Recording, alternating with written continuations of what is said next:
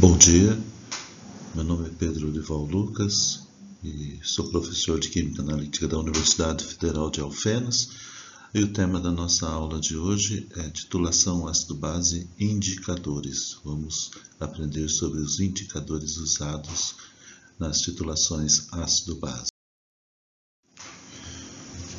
Nós temos aqui um exemplo do uso de indicadores. Trata-se de uma determinação, titulação da acidez de óleos vegetais.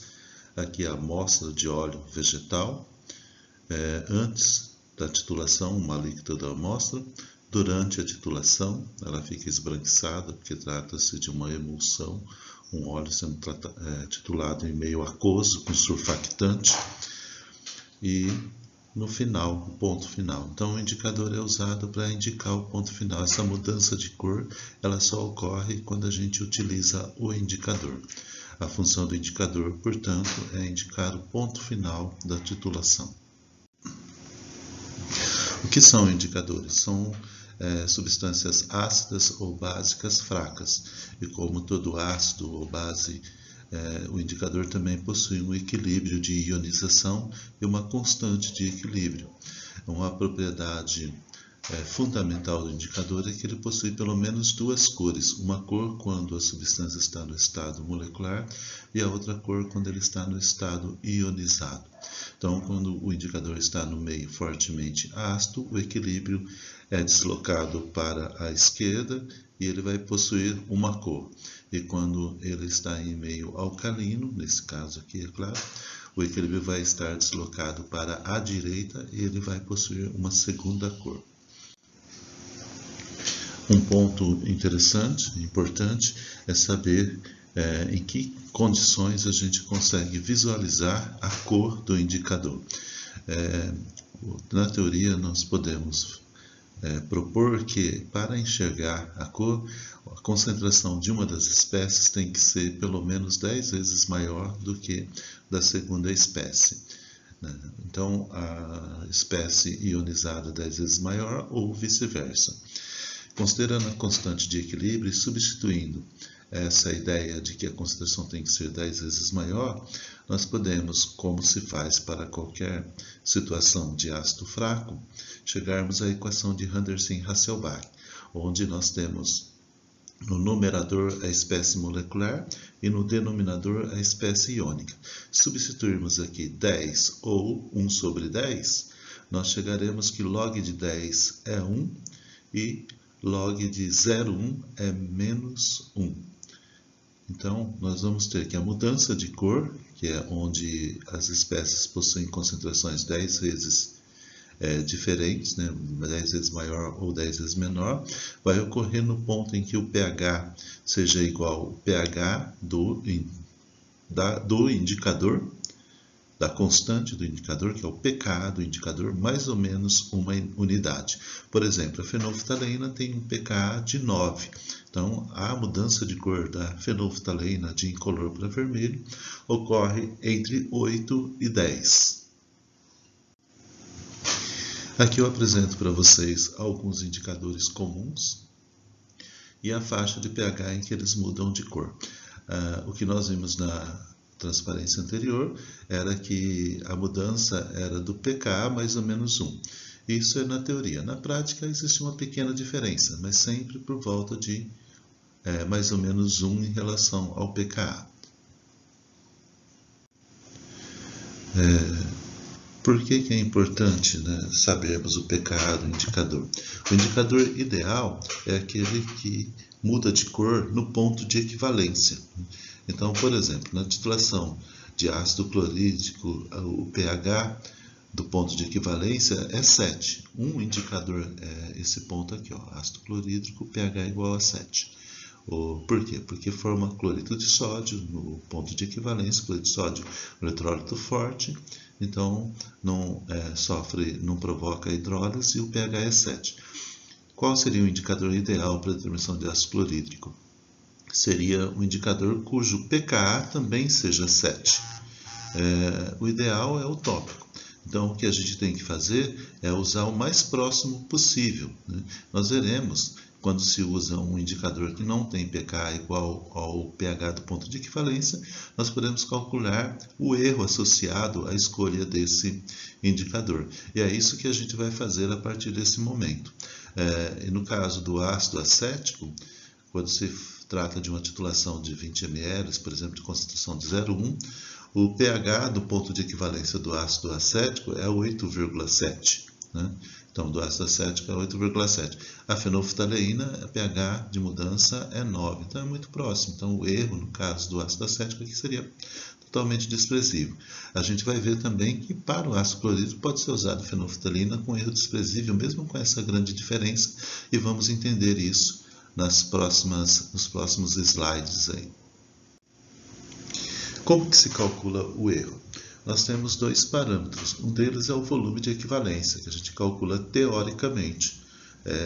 Número de mols do ácido igual ao número de mols da base para se obter o volume de equivalência. E o outro é o volume do ponto final. O volume do ponto final é aquele de mudança de cor. Ele é proveniente do indicador. Então, o ponto final é quando o indicador muda de cor, ele ocorre no pKa, no pH igual ao pKa do indicador, mais ou menos 1. Se nós fizermos o volume do ponto final menos o volume de equivalência, nós vamos ter um erro absoluto. Para ter um erro relativo, divide-se pelo volume de equivalência, que é tido como valor verdadeiro, a gente calcula teoricamente, e um valor que é mais usual é a porcentagem de erro. Então, multiplicando por 100 o erro relativo, nós temos a porcentagem do erro associado ao indicador. Vamos agora falar de um exemplo aqui.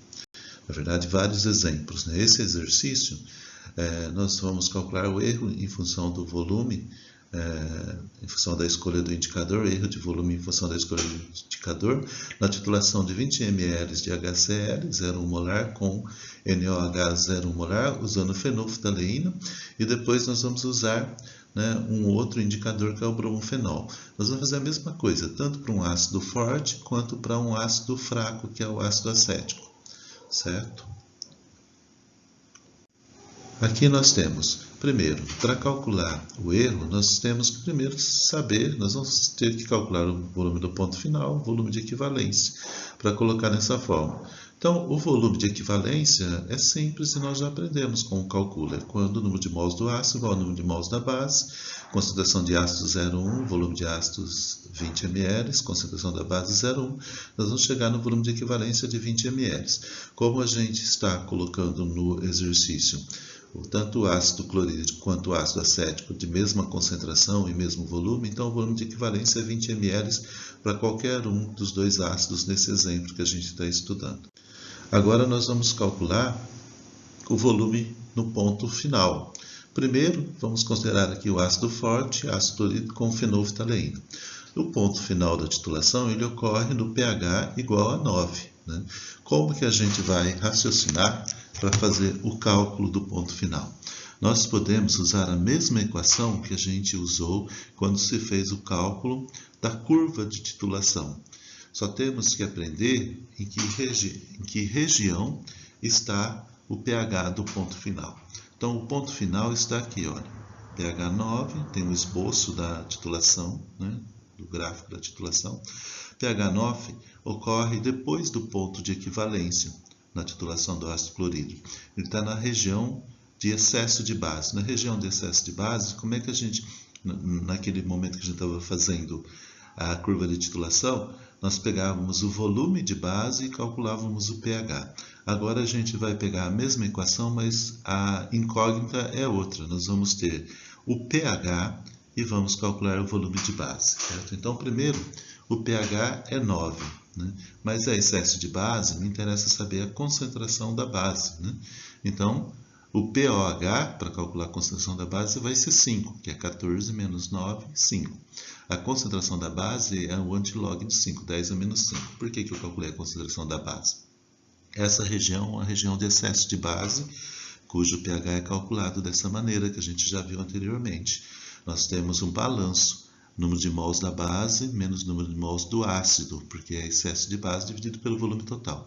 Eu fiz uma mudançazinha aqui, ao invés de colocar volume de base, ou concentração de base, eu coloquei concentração final, que é a concentração que eu vou usar, e os volumes de base, que é esse volume que está aqui, eu coloquei como sendo volume final.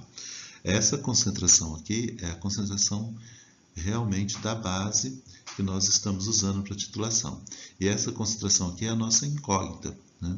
Para esse volume final, eu vou ter essa concentração final. Então, primeiro eu tenho que, nessa equação, isolar o meu volume final. Parte só de álgebra aqui, da matemática, nós vamos chegar no volume final igual a essa expressão aqui.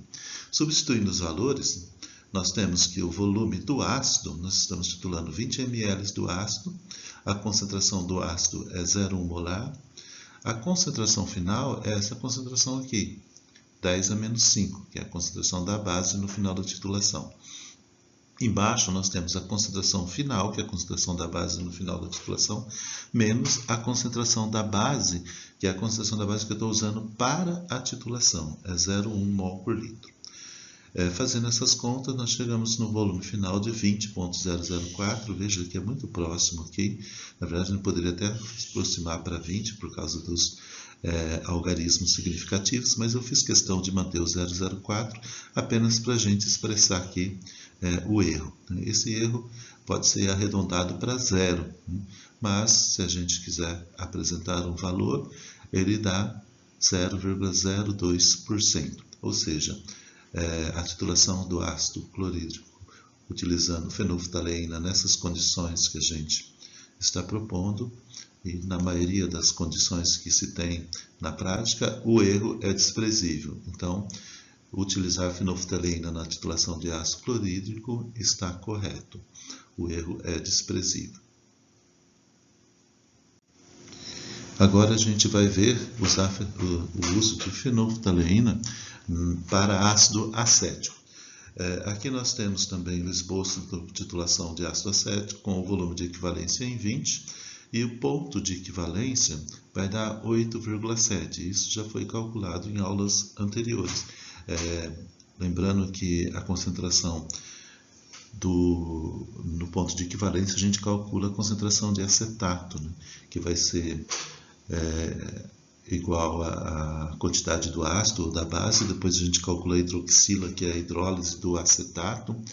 A hidroxila vai ser raiz quadrada de Kb vezes C. E, por fim, nós chegaríamos aí no pH de 8,7.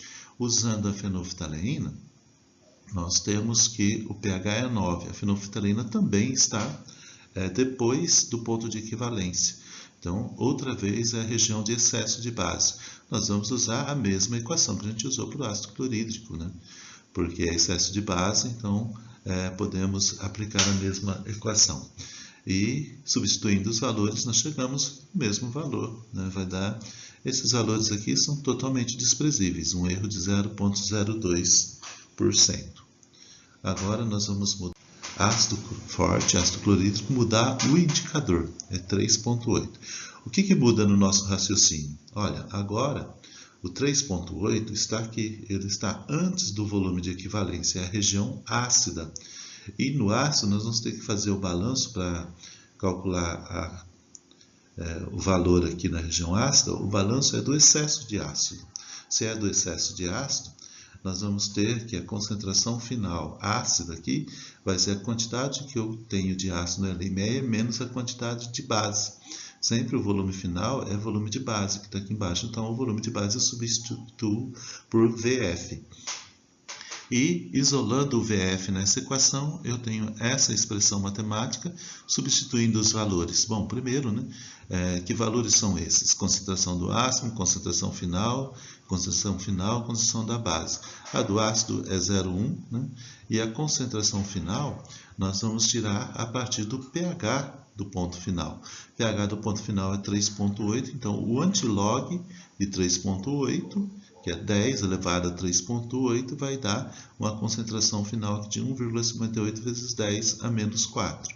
Substituindo esse valor aqui, nós chegamos no volume final de 19,94 e o erro vai dar de 0,32, que também é desprezível.